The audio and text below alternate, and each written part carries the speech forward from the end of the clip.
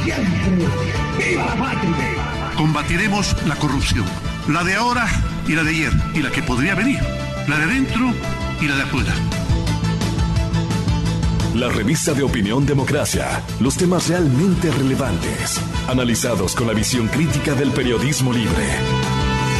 Da inicio la revista de opinión Democracia, el programa en el que usted cree. Comenzamos. Gonzalo Rosero, credibilidad incuestionable.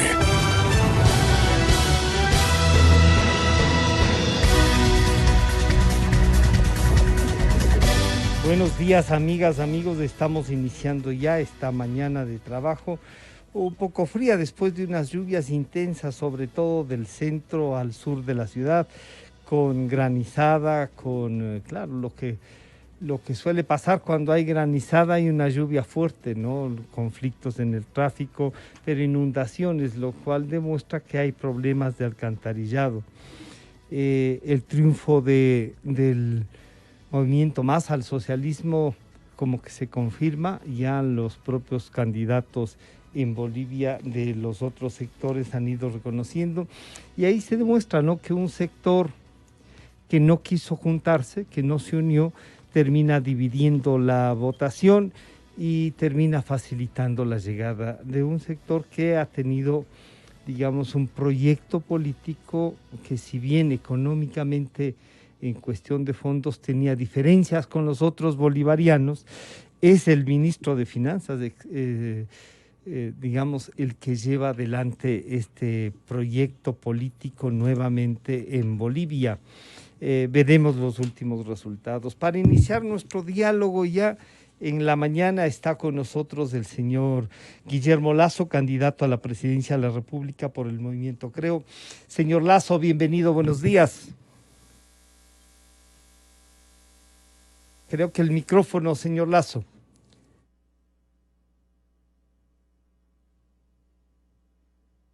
El micrófono es, ¿no? Es de allá, Milton.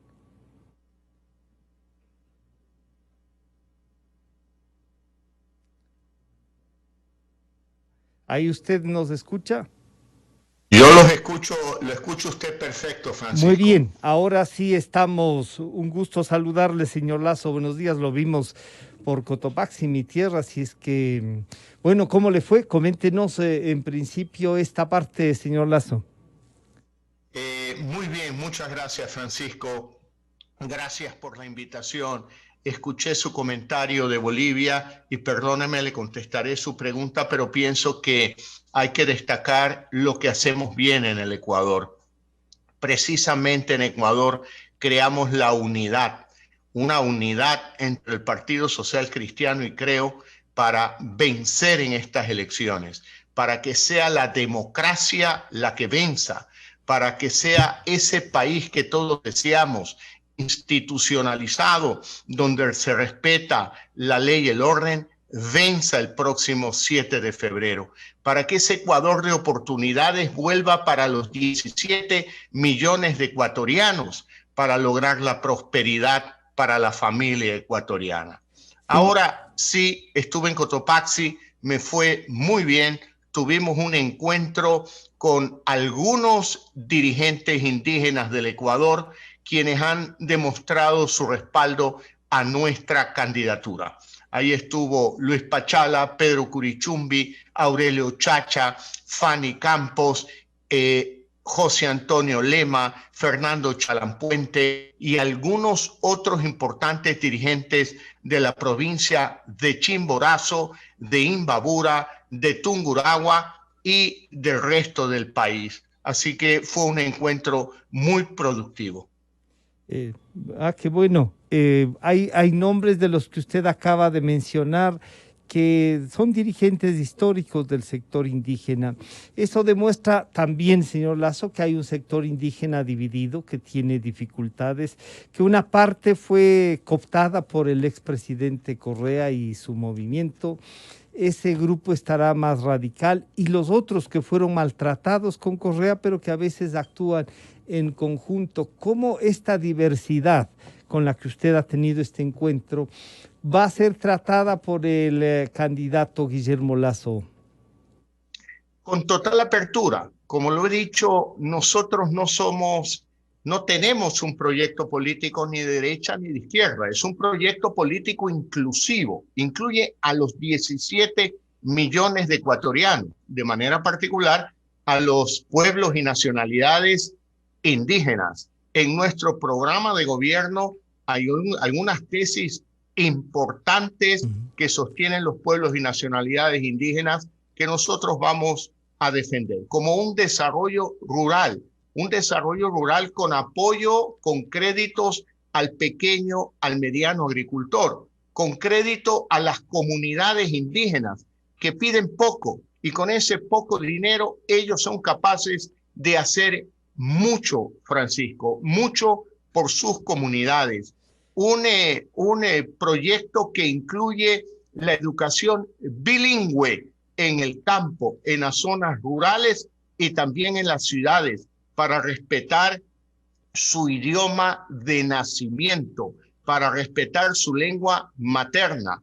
Un proyecto político que incluye el respeto a todas las comunidades cuando en un momento dado vayamos a desarrollar proyectos mineros y petroleros. No queremos afectar la vida de las comunidades, seremos sensibles para llevar a cabo una consulta previa, un proyecto que respeta y comprende el complemento de la justicia indígena con la justicia general del Ecuador. Señor Lasso, nosotros comprendemos sus Lasso, ahí tiene usted un debate que ha sido un debate histórico, que es un debate que ahora se pone más énfasis, digamos, entre la democracia, una visión etnocentrista, pero y esta visión que además recoge la Constitución, que es la plurinacionalidad y la multiculturalidad. ¿Cómo manejar el tema de la plurinacionalidad? ¿Usted cómo concibe ese precepto que está en la Constitución y que puede ser usado mal, puede ser un instrumento de confrontación? Y claro, la justicia indígena, usted comenzaba a decir, que se complementa a la otra, pero que no excluya a la del Estado-nación. ¿Es eso un poco su pensamiento también, señor Lasso?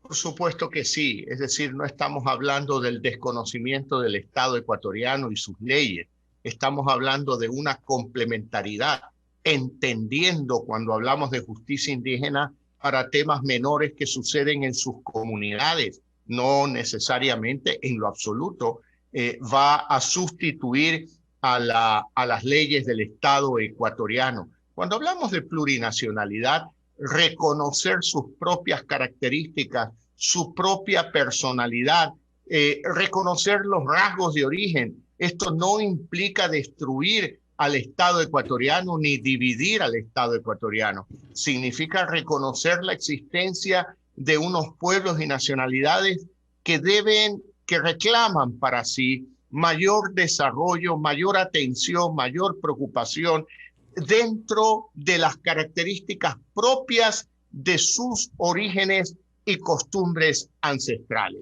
Eso significaría entonces que usted podría reiniciar nuevamente, plantear la educación bilingüe, por ejemplo, con las escuelas, no necesariamente unidocentes, pero recuperar esa cantidad de escuelas que estaban cerca a las casas, que les quitaron para que niños y jóvenes vayan kilómetros a una unidad educativa, entre comillas, con todo. Y no había internet, por ejemplo, sin conectividad, pero con pantallas touch. Definitivamente que sí. El gobierno anterior cerró cerca de 5.000 escuelas rurales, aquellas escuelas unidocentes que tanto servicio brindaban a la familia agrícola del Ecuador, en las zonas rurales, en la sierra, en las zonas campesinas, en la costa. Llevaremos a cabo un proceso de reconstrucción, rehabilitación de gran parte de esas escuelas unidocentes, escuelas rurales y escuelas donde la educación sea bilingüe, donde se enseñe tanto en quichua como en español también. Señor Lazo, estas escuelas, digamos, esto que usted nos plantea de la ruralidad, tiene también problemas en sectores muy cercanos a las grandes ciudades y a las medianas también. Hay dificultades de educación, la conectividad de la que nos hablan, este paso cuando no tiene energía eléctrica, cuando todavía le falta agua potable, ¿cómo puede comprar un computador? Estamos frente a un casi desastre en una educación maltratada por 15 años, señor Lazo. Es un punto muy importante el que usted señala. Yo estoy de acuerdo con usted donde en el mundo moderno necesitamos ampliar la conectividad en Ecuador. Necesitamos llegar con Internet al 100% del territorio nacional, y esa será una tarea de nuestro gobierno. ¿Para qué? Para que los jóvenes y niños de la ruralidad no tengan que subir a la copa de un árbol para poder estudiar, como sucede hoy. A ver si capta un poquito de Internet. Y luego vamos a tener que desarrollar un amplio programa desde el Estado para facilitar instrumentos como puede ser un tablet, como puede ser un televisor inteligente, un teléfono inteligente, para que puedan tener acceso a los estudios, para que puedan tener acceso a la telemedicina, para que tengan acceso a la modernidad en Ecuador. Esa es una tarea pendiente, ya no solo hablar de agua potable, de alcantarillado, sino también hablar de conectividad. Esa es una necesidad en el mundo moderno básica. Y luego viene el tema de la salud, señor Lazo. En el tema de la salud, esta pandemia nos ha demostrado que los grandes hospitales, que haber dejado algunos centros de salud, o sea, estas grandes obras en donde se invertía tanto, y a veces no bien, y no solo a veces de lo que estamos observando, nos tiene que llevar a una medicina mucho más cercana a la población. En esa visión, ¿qué está pensando usted?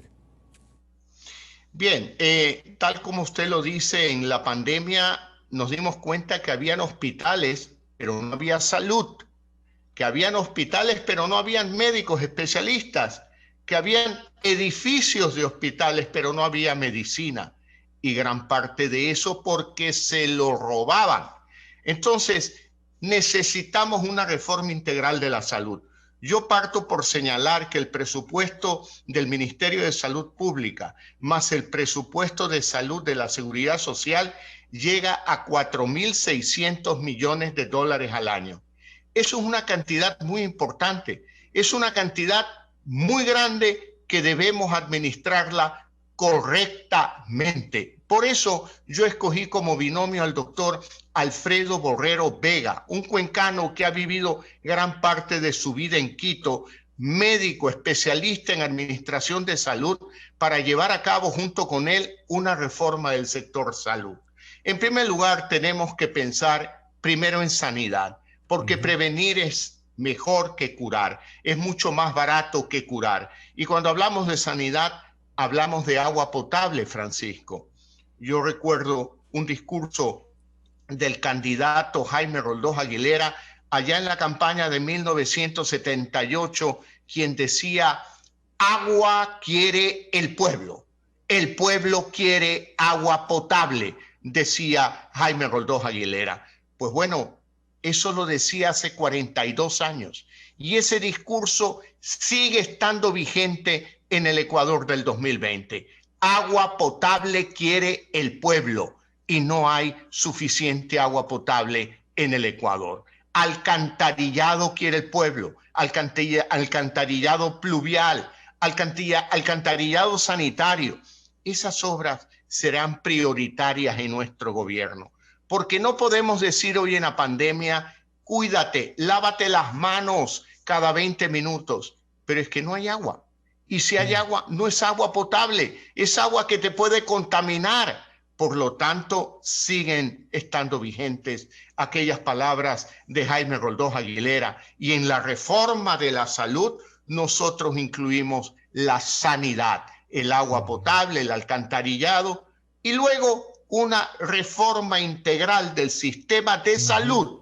No hablo del sistema público solamente, sino ver de manera integral el sistema de salud, que no estén administrados de manera separada hospitales del Ministerio de Salud, hospitales de Seguridad Social por otro lado, hospitales de la Junta de Beneficencia, de Solca por otro lado, y hospitales privados por otro.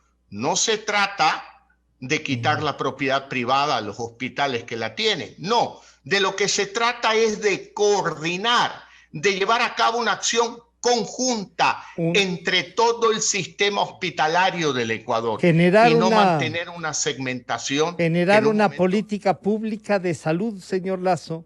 Esta política pública de salud que usted nos plantea, en donde integraría el sector privado, el sector público, el sector que yo suelo decir comunitario, que es la seguridad social, porque es de todos los que aportamos. En este sector usted entonces primero nos está diciendo que su vicepresidente encabezará ese sector, o sea, usted ya tiene un rol para el vicepresidente y eso lleva ya entonces a una responsabilidad de ese sector. ¿Cómo plantear esta unidad que usted nos dice con sectores privados? Que, claro, que no necesariamente son un negocio, pero sí deben tener recursos de rentabilidad para funcionar y que no se conviertan en negocios, señor Lasso. Llamando un diálogo y haciendo comprender que la salud es un bien fundamental, que la salud está primero por encima de la utilidad de un hospital. Vamos a coordinar acciones.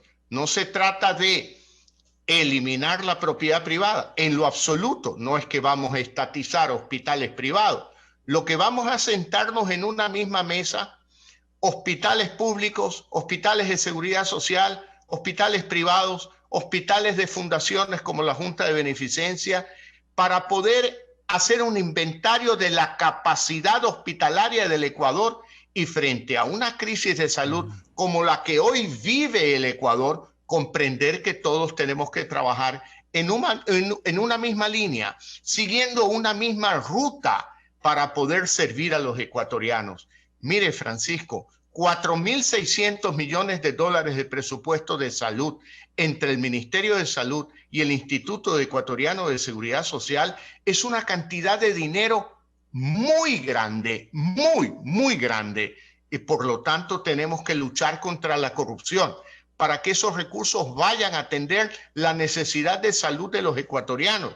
A esta suma de hospitales tenemos que agregarle a los hospitales de las Fuerzas Armadas, los hospitales de la Policía Nacional, a los que salvar vidas, aquel pequeño fideicomiso que armamos con un conjunto de amigos, ayudó en esta pandemia. A los hospitales del Ejército, hospitales de la Marina, hospitales de la Policía Nacional. Todos estos recursos deben de ser coordinados bajo una política pública, coordinados y deben de entrar coordinadamente en acción en épocas de crisis como en esta pandemia. Y yo creo que el doctor Alfredo Borrero tiene todas las credenciales para asumir esa responsabilidad desde la vicepresidencia de la República. Ese es el nivel entonces que usted le da en importancia. Antes de seguir en buscar las respuestas de Guillermo Lasso a los problemas que tiene el Ecuador, dos temas que nos preocupaban para ir en el tema político. No lo escuchamos a usted oponerse fuertemente a las decisiones del Consejo Nacional Electoral frente a calificar a binomios que no cumplían. Más allá de quienes sean, no cumplían. ¿Cómo es posible que alguien que no tiene su cédula, que alguien que no cumplió los reglamentos, que no tiene las cosas que el propio Consejo Nacional Electoral había puesto, sea calificado y no tenga el rechazo de los candidatos, de la gente de la democracia? ¿Se sienten como contra la pared, señor Lasso? No, todo lo contrario. Yo me siento absolutamente libre, Francisco. No me siento contra la pared frente a ninguna circunstancia.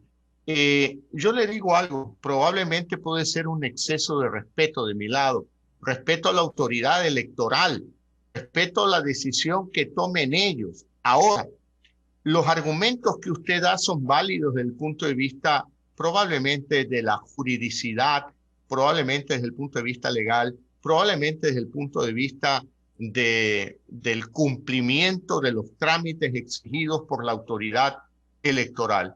Pero hay una realidad política. El correísmo está en picada, está de bajada, tiene derecho a tener un representante en estas elecciones y tiene derecho a que se lleve una gran derrota en las urnas, que el pueblo ecuatoriano le diga ya no más, no te queremos más, y no aquellos llorones que hoy deliberadamente están creando problemas para que les digan tú no vas y después decir no nos han dejado participar. No quisieron que participemos. Por lo tanto, encuentra, señor Lasso, usted encuentra ahí una estrategia para que les nieguen la inscripción y luego victimizarse. ¿Es esa la estrategia que usted encuentra en esta serie de actos, yo diría, ilegales y además burdos a veces para que les nieguen la participación? Actos burdos que el propio mecanismo del proceso electoral les permite subsanar. Que lo subsanen, que participen y se den cuenta cuál es el real peso político que tiene en este momento. Un candidato que lo que está planteando es subir impuestos en el Ecuador, subir el IVA, subir el impuesto a la salida de divisas al 27% según él, subir el impuesto a la herencia al 75%, crear un impuesto a la plusvalía del 75%. Es bueno que el Ecuador conozca quienes quieren que el Estado siga extrayendo los recursos del bolsillo de la familia ecuatoriana, no para hacer obras como ellos dicen, no, para llevarse el dinero como se lo han llevado en los últimos años, para pretender llevar a cabo obras faraónicas que no tienen financiamiento, como la refinería del Pacífico. Y hoy su candidato vuelve a mentir a Manaví diciéndole que la refinería del Pacífico va adelante. Saben que ese proyecto es inviable, pero no tienen el mayor escrúpulo para volverle a mentir a los manavitas. Es bueno que se presenten, es bueno que estén en las urnas, es bueno que dejen de lloriquear, que al día siguiente de las elecciones, cuando constaten que han perdido sus candidatos, se den cuenta que ya no cuenta con el favor del pueblo ecuatoriano y dejen de chantajear, dejen de jugar con el pueblo ecuatoriano para que asuman su realidad. Este chantaje que hacen a la democracia, también jugando a ver si no les inscriben, si se les pone un freno, puede llegar también con los que tengan. Aquí hay un proyecto político que se niega a irse, que están acostumbrados a perpetuarse y que los demócratas no pueden, a título de democracia, permitir también que ese chantaje funcione con las leyes. ¿Cómo le va con el Consejo Nacional Electoral? Ese consejo que sigue en discusión. ¿Tiene usted las mismas dudas que nos generan a muchos, señor Lasso? Bueno, el Consejo Nacional Electoral es el que tenemos, lastimosamente, una administración que no prevé los hechos futuros, que no ha actualizado el software, que no ha actualizado los equipos de computación, que no ha actualizado los procesos y que comete grandes errores al hacer contrataciones de gente incondicional al correísmo, generando sospechas y dudas sobre lo que puede suceder en el futuro proceso electoral.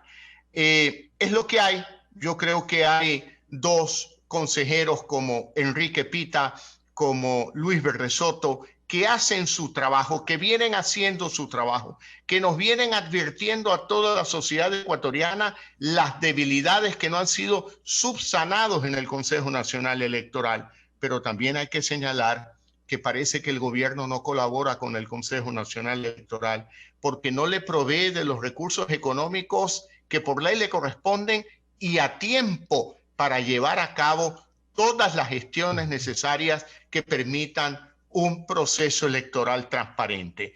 Ahora, Francisco, el movimiento, creo, está armando un sistema de control electoral mucho más fortalecido y sofisticado que el que tuvimos en el año 2017. Ya tenemos 20.000 ecuatorianos reclutados y hasta el día de las elecciones llegaremos a 50.000. Debidamente capacitados. No es un grupo de personas en un listado. No, es un grupo de personas que asisten a procesos de capacitación con sistemas de control automatizados cuyas primeras pruebas las llevaremos a cabo a finales de octubre, primera semana de noviembre. Señor Lasso, esto no le puede volver a pasar. Usted ya tiene experiencia en esto de tenemos un grupo organizado. En el 17 todo el Ecuador esperaba que ese grupo organizado presentara los resultados que el Consejo nos negaba, y tenemos una continuidad de un presidente como el que tenemos ahora. ¿Usted cree que ahora está con esa experiencia más preparado para decirle al Ecuador, este es nuestro seguimiento, junta por junta, provincia por provincia, cantón por cantón, señor Lasso? Definitivamente que sí. De las derrotas se aprende, y muchas veces se aprende mucho más que de los éxitos. Y yo tengo que reconocer que fue deficiente el control electoral que tuvimos en el 2017. Y sobre la base de esa experiencia, hoy estamos tomando todos los correctivos y sobre todo hemos comenzado con mucha anticipación. Le diría que el armado de todo el proceso de control electoral comenzó en junio del año pasado. Y comenzamos en junio creando una estructura piramidal que permita contar con los líderes, con los capacitadores, con todos los coordinadores, y ya estamos en una etapa de construir este gran ejército democrático para el control electoral el 7 de febrero del 2021. Señor Lasso, usted decía el gobierno también parece que no ayuda con los recursos. Bueno, al parecer no tienen los recursos y hay voces, ¿no?, que dicen, usted mismo dijo, yo voy a renunciar a los recursos de campaña, cosa que no lo puede hacer porque es por ley que tiene, y después se pone una limitación en su propia campaña, digamos, no lo va a poder hacer con otros recursos. Pero esto nos lleva a una necesidad, a las necesidades económicas del país. Consciente como debe estar el candidato presidencial, el estado de la economía es casi de pandemia, señor Lasso. Por supuesto que sí, pero el Ecuador tiene salida, Francisco, y tiene salida por la vía de ser, en primer lugar, de luchar contra la corrupción. La corrupción se lleva alguna buena cantidad de los recursos del pueblo ecuatoriano. Ya lo vimos en pandemia y en otros eventos más. En segundo lugar, tenemos que administrar con eficiencia el Estado ecuatoriano. Yo estoy seguro que usted y ningún ecuatoriano que nos escucha, al conocer que se desperdician $1.000 millones en las 3 refinerías del Estado, Esmeralda, Shushufindi y La Libertad, todos estarán de acuerdo conmigo en que es necesario producir un cambio para evitar esa pérdida de $1.000 millones. Por otro lado, el Ecuador tiene 4.800 millones de barriles de petróleo en reservas probadas. Comparado con Colombia, que tiene 2.400 millones de barriles en reservas probadas, nosotros tenemos el doble de las reservas que Colombia.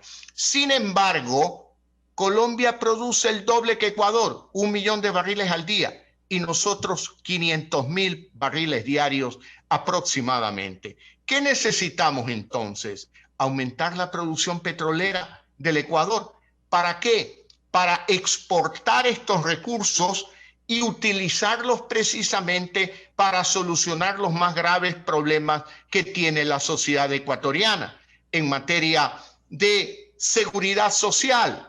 Vea usted cómo el gobierno está atrasado en el pago de los aportes a la seguridad social, a la civil, la policial y también la militar.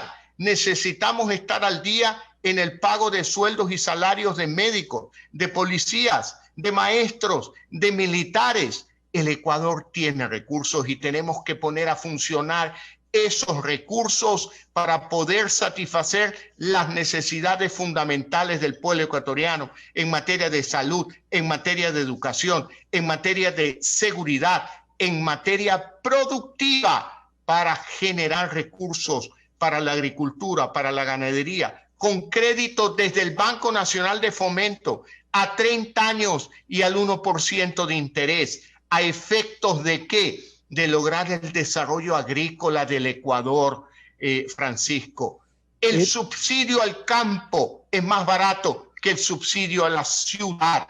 Una carretera de camino vecinal en zonas rurales no vale más de $100,000 o $150,000, pero una carretera de las tradicionales para conectar a las grandes ciudades del Ecuador tiene un valor de cerca de 4 a 5 millones de dólares por kilómetro. Es decir, el desarrollo rural lo podemos lograr con menos dinero y lograr un mayor impacto en la sociedad ecuatoriana.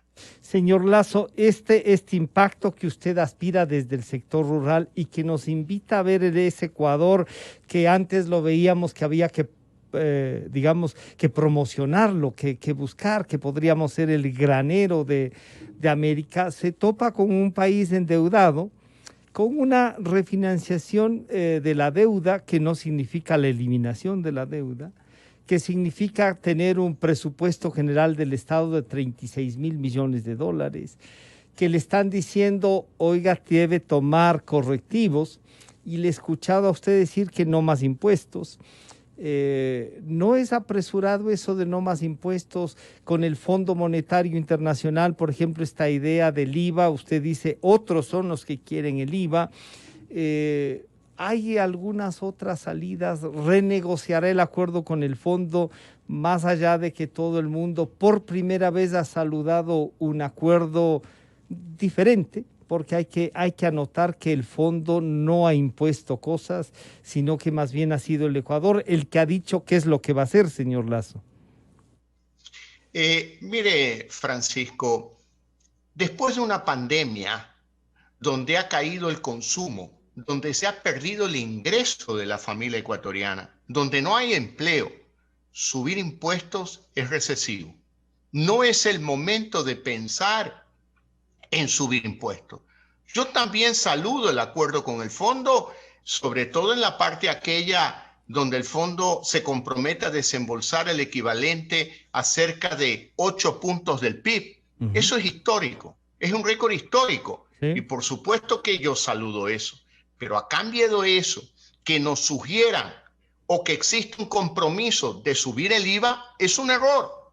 Es un error, porque esa es una política recesiva en este momento, después de una pandemia. Por lo tanto, tenemos que echarle mano a la creatividad, al control del gasto, a la lucha contra la corrupción, a la lucha contra la ineficiencia. No es posible decir, dame más dinero del que produces tú, que yo no voy a hacer nada con la corrupción y tampoco nada con la ineficiencia. Es inaceptable.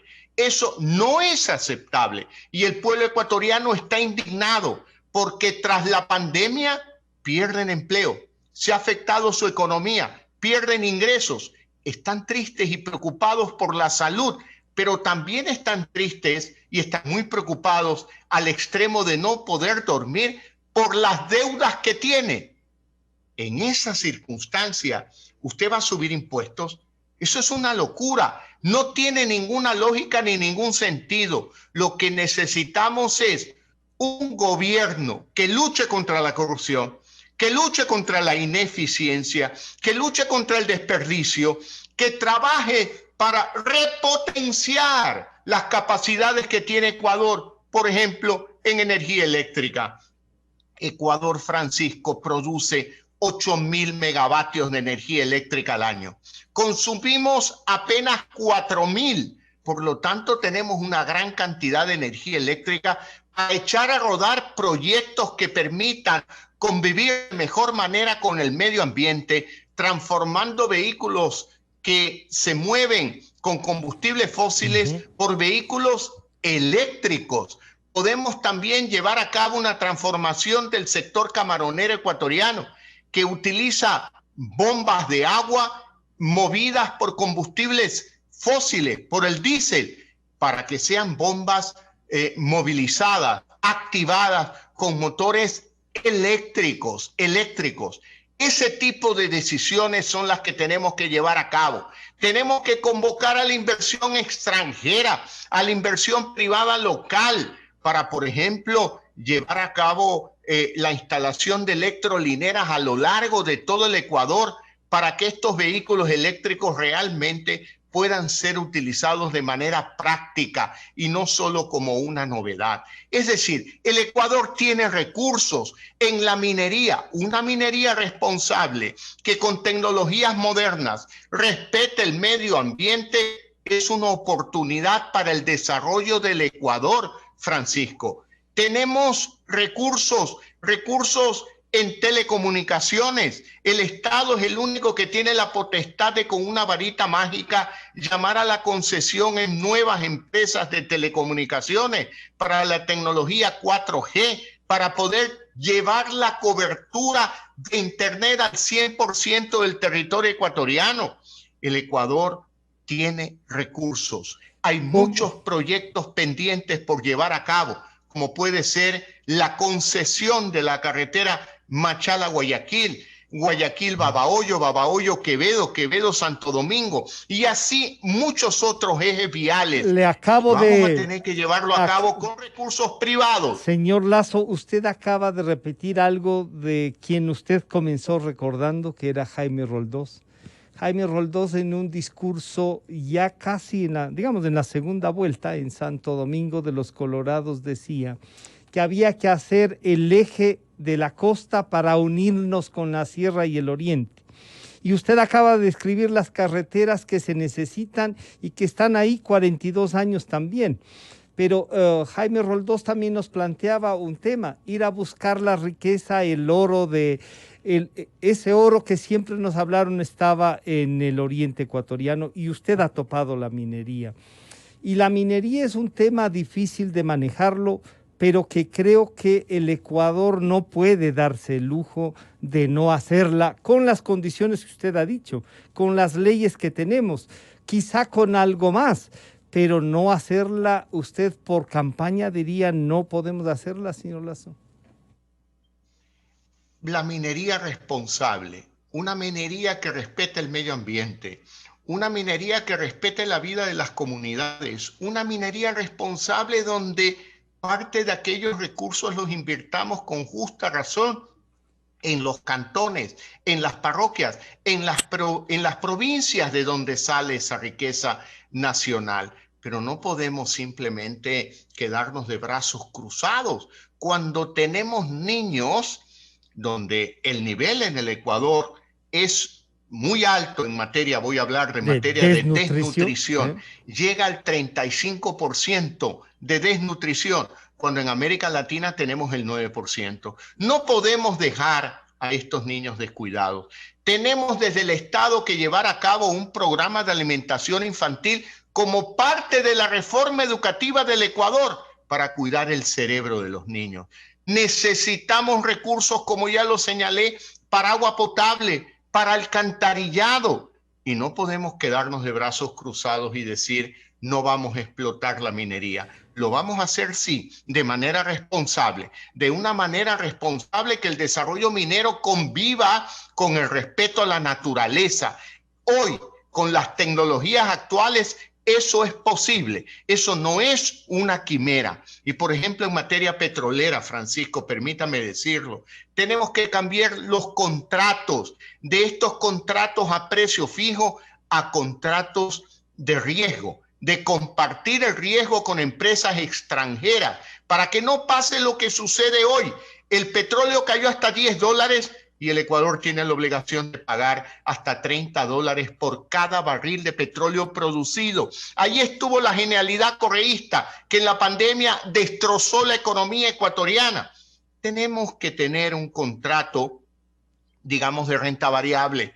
Si el precio del petróleo sube, el Ecuador va a recibir, pero si baja, no vamos a tener que asumir los costos que estamos asumiendo hoy, con una rentabilidad garantizada para las empresas petroleras que no corren riesgo, sino que venden un servicio al Estado ecuatoriano y se siguen acumulando deudas con ellas. Tenemos que cambiar el régimen contractual para hacerlo mucho más atractivo y convocante a la inversión privada. Usted nos ha insistido en tema de la inversión internacional privada y todo eso, y yo estaba revisando, en los mejores momentos el Ecuador no logra atraer esa inversión, como no logra atraer otros bancos, como no logra atraer, digamos, proyectos que lo apuntalen y se mire al futuro. Usted, con su experiencia bancaria, ¿por qué cree que no quieren venir al Ecuador? Bueno, en primer lugar, por un manejo errático de la economía. La inversión extranjera, lo primero que analiza es decir, ejemplo, ¿hay un atractivo de inversión petrolera en el Ecuador? Sí. Primera pregunta, ¿cuál es el riesgo país? Hoy está en 900 puntos.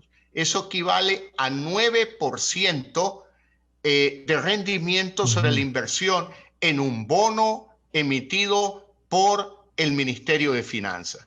Entonces, un inversionista dice, bueno, pero si me quieren llevar al Ecuador, yo aspiraría como mínimo un rendimiento del 9% más una prima adicional de riesgo que puede llegar a 10, al 11 o al 12%. Distinto es un país donde el riesgo país es de 200 puntos, es decir, 2 puntos porcentuales. El rendimiento que quiere un inversionista extranjero sobre Perú, sobre Panamá o sobre Colombia no supera el 7 o el 8 o el 9%, porque es mucho más alto que el riesgo país. Es decir, un inversionista dice, ¿para qué me complico la vida invirtiendo en una industria, invirtiendo en agricultura, invirtiendo en petróleo, si fácilmente comprando un bono emitido por el Ministerio de Finanzas puedo ganar 9 puntos más el rendimiento mínimo del bono del Tesoro americano a 10 años? Sí. Así funciona el mercado internacional, así funciona el mercado de inversiones. La primera condición, manejar bien la economía. Manejar bien la economía para bajar el riesgo país a niveles similares a los de Colombia, Perú, a los de Panamá, a los de El Salvador, para atraer inversión extranjera al Ecuador. Señor Lasso, antes, sí, para el segundo punto que usted lo va a topar, la banca nacional, la que está, la que se ha quedado, la que sigue trabajando, ha tenido éxito económico también, pero el costo del dinero para los ecuatorianos es más alto, y usted, con su experiencia, ¿se logra bajar también con todo lo que nos plantea en ese sector el valor del dinero?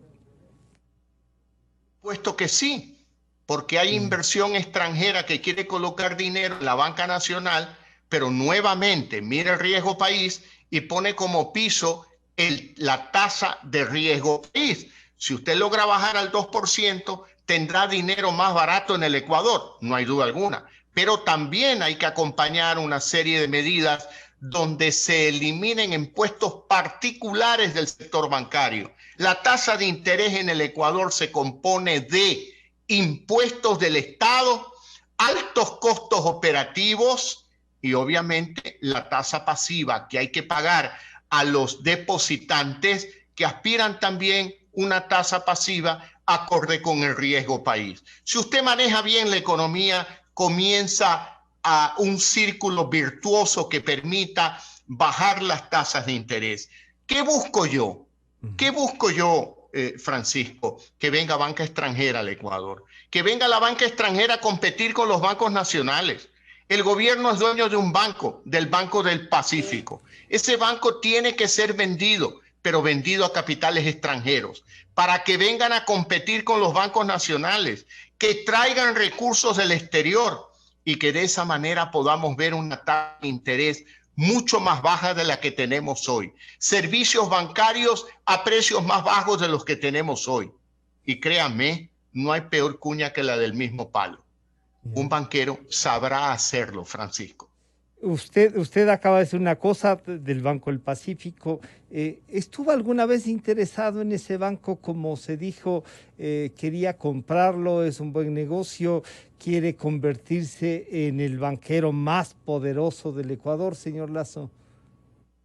En lo absoluto, Francisco. En el año 2010 yo ya di un giro a mi vida y lo hice oficial en el 2012 cuando renuncié a la presidencia ejecutiva del Banco Guayaquil. Allá por el año 2009 o 2008, cuando ya estaba dedicado exclusivamente a la banca, le envié al presidente de aquel entonces una carta pública donde le manifesté el interés, no mío, sino del Banco de Guayaquil, en el Banco del Pacífico en aquella época. Lo digo esto porque los correístas que andan buscando cualquier movimiento de Lasso para hacerme bullying, sacan esa carta del año 2008 cuando yo estaba dedicado a la administración bancaria. Yo he dado un giro de 180 grados en mi vida y estoy dedicado 7 días a la semana, 24 horas al día a la política. Y digo con absoluta claridad, si los ecuatorianos confían en mí, si Dios permite que yo gane las elecciones como presidente del Ecuador, promoveré la venta del Banco del Pacífico a bancos extranjeros y espero no solo traer a un banco extranjero, sino a varios bancos extranjeros que vengan al Ecuador a competir con la banca nacional. Señor Lasso, un ciudadano como usted que ha tenido éxito en la vida personal, que ha ganado dinero, que puede contarnos el mundo de otra manera como los que no tienen, ¿no es cierto? Como nos gustaría que la mayoría de ecuatorianos tengan. ¿Qué le lleva a la política? Ese Guillermo Lasso comprometido en la parte cristiana, ¿es eso lo que le lleva a la política? Algunos dicen, no, lo que quiere es ser presidente. Mire, Francisco, lo que me lleva a la política es el afán de servicio. Yeah. Lo que yo logré en mi vida para mí, para mi familia, para mi esposa, para mis hijos, yo lo quiero lograr para todos los ecuatorianos. Yo comencé a trabajar a los 14 años de edad, Francisco. Yo no tenía un centavo en el bolsillo. Debí trabajar para poder pagar la pensión del Colegio San José La Salle donde yo estudiaba. Y ayudaba también a la economía del hogar de mis padres, que estaba compuesta por mi padre y mi madre y 11 hijos. Yo soy el número de esos 11 hijos. Salí adelante, ciertamente que sí. Y esa es una decisión de vida que usted me pregunta, ¿y por qué usted se dedicó a trabajar de los 14 años? La verdad que por un interés de trascender, por un interés de ser la solución en mi familia y no el problema. Y bueno, de ahí han pasado 50 años, siempre he tenido trabajo. Gracias a Dios he tenido éxito en la mayoría de las ocasiones porque también he fracasado. No es verdad este molde del hombre exitoso. Yo creo que hay un solo molde, el molde del ser humano que se nutre de las experiencias producto de sus fracasos y producto de sus éxitos también. Pero aquí hay un ser humano y un ser humano que llegó un momento y dijo, bueno, mi motivación no es ganar dinero. Mi motivación no es dedicarme 24/7 a producir más dinero, a generar más negocios en el Ecuador o en el mundo. Yo tomé una decisión sincera, y he perseverado en ella, servir al pueblo ecuatoriano. Y estoy en este tercer intento por lograr ese propósito, llegar al gobierno, servir al pueblo ecuatoriano, demostrar que se puede ser decente en política, Hoy le puedo decir, Francisco, y le puedo contar que el lunes pasado o la semana pasada estuve en una reunión con la Cámara de Comercio de Quito, prestigiosos empresarios quiteños y ecuatorianos, a los que les dije, yo ya tengo el voto popular. Ahora quiero el voto de los empresarios, porque yo soy el candidato del pueblo. Yo soy el candidato de las caseras del mercado de San Roque en Quito. Yo soy el candidato de aquellas mujeres de raza negra prostitutas del barrio Las Catias de Machala. Yo soy el candidato de aquellos obreros del barrio El Pescador de Guaquillas. Yo soy el candidato de aquellas madres abandonadas por sus esposos del barrio La Laguna de Quevedo, de Montesinaí, de Los Guasmos, de los barrios del sur de Quito. Ahora quiero convencer a los empresarios de que me den su voto, porque yo soy el candidato del pueblo, Francisco. En enero cumplo 11 años de recorrer el Ecuador. 11 años. Muchos dijeron, vanidad del banquero, vanidad porque ya tiene dinero, ahora quiere poder político. Francisco, este es un trabajo sacrificado, es un trabajo que demanda más horas de trabajo que la actividad bancaria, que la actividad privada. Yo estoy dispuesto a hacerlo y ahora estoy dispuesto a hacerlo aún caminando con un bastón que lo requiero y que demanda un esfuerzo físico para mí, pero que con mucho agrado, con mucha generosidad, lo voy a hacer por el pueblo ecuatoriano. A propósito del bastón, claro, alguna gente dijo, pero está con problemas de salud, pero ¿qué le pasa? Y claro, y a veces, señor Lazo, se nos está yendo el tiempo, se nos fue, digamos, pero vale la pena que le cuente algo del bastón y ojalá en una próxima oportunidad logremos descubrir algo más del ser humano, Guillermo Lazo, ya no solo de la figura pública, de esta visión que tiene de la economía, podamos discrepar con eso a veces, decirle las cosas que a lo mejor, como no va a haber esta campaña que teníamos antes, no le van a poder decir a algunos ecuatorianos. Pero cuéntenos algo del bastón, señor Lazo. En primer lugar, Francisco, mi estado de salud es óptimo. No tengo ningún problema de salud. ¿Por qué utilizo el bastón? Utilizo el bastón porque en el año 2013 nos fuimos con mi esposa y 2 de mis 5 hijos al Camino de Santiago de Compostela en España. Y en ese caminar que son de 5 días, al tercer día pues uno está pensando en la inmortalidad de Cangrejo porque no se puede pasar reflexionando todo el tiempo. También hay momentos para cosas muy sencillas como pensar en la inmortalidad del cangrejo. Tuve un resbalón, me trabé en el Palo de Santiago, me caí sobre mi pie, me rompí el peroné, me llevaron a Lugo y penosamente, para desgracia mía, hubo una mala práctica médica en la aplicación de la anestesia epidural. Eso me produjo un hematoma que en aquel año, en el 2013, me produjo unos dolores muy, muy fuertes. Dolores que fueron curados en Guayaquil por una profesional guayaquileña llamada la doctora Nancy Lino, una excelente profesional. No lo pudieron curar en España, me lo curaron en Guayaquil. Viví con toda tranquilidad el año 2013, 14, 15, 16 y 17, en que empecé a sentir una molestia. Como consecuencia de aquel hematoma, tengo un quiste en la médula espinal, un quiste que en alguna medida me molesta en la movilidad, en la completa movilidad. Le cuento la verdad, yo uso el bastón cuando salgo a una actividad pública, en mi casa camino sin bastón, me muevo sin bastón. Pero por seguridad el médico me dice, use el bastón momentáneamente. Y momentáneamente porque yo hago terapia todos los días, 1 hora al día de terapia. Camino, hago ejercicios para fortalecer mi musculatura y espero en unos, no digo unas semanas, pero sí en unos meses, un par de meses, 3 meses, ya no usar el bastón. Mientras tanto, es una realidad de mi vida.